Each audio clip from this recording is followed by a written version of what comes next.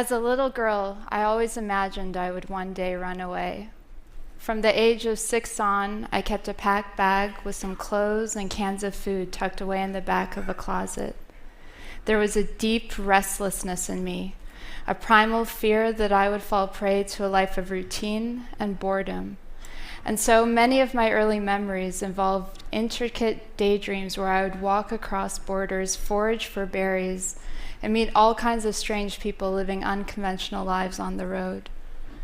Years have passed, but many of the adventures I fantasized about as a child, traveling and weaving my way between worlds other than my own, have become realities through my work as a documentary photographer. But no other experience has felt as true to my childhood dreams as living amongst and documenting the lives of fellow wanderers across the United States. This is the nomadic dream, a different kind of American dream lived by young hobos, travelers, hitchhikers, vagrants, and tramps. In most of our minds, the vagabond is a creature from the past. The word hobo conjures up an old black and white image of a weathered old man covered in coal, legs dangling out of a boxcar. But these photographs are in color, and they portray a community swirling across the country, fiercely alive and creatively free, seeing sides of America that no one else gets to see. Like their predecessors, today's nomads travel the steel and asphalt arteries of the United States. By day, they hop freight trains, stick out their thumbs, and ride the highways with anyone from truckers to soccer moms. By night, they sleep beneath the stars, huddled together with their packs of dogs, cats, and pet rats between their bodies. Some travelers take to the road by choice, renouncing materialism, traditional jobs, and university degrees in exchange for a glimmer of adventure. Others come from the underbelly of society, never given a chance to mobilize upwards, foster care dropouts, teenage runaways escaping abuse, and unforgiving homes. Where others see stories of privation and economic failure, travelers view their own existence through the prism of liberation and freedom.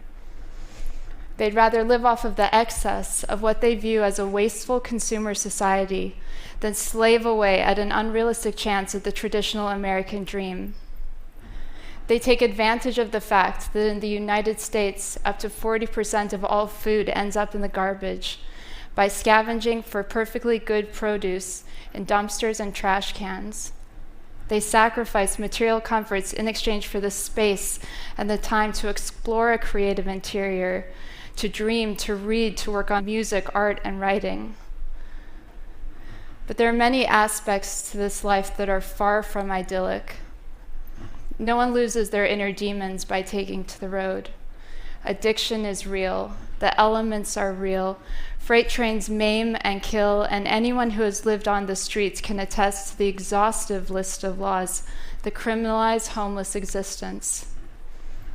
Who here knows that in many cities across the United States, it is now illegal to sit on the sidewalk, to wrap oneself in a blanket, to sleep in your own car, to offer food to a stranger?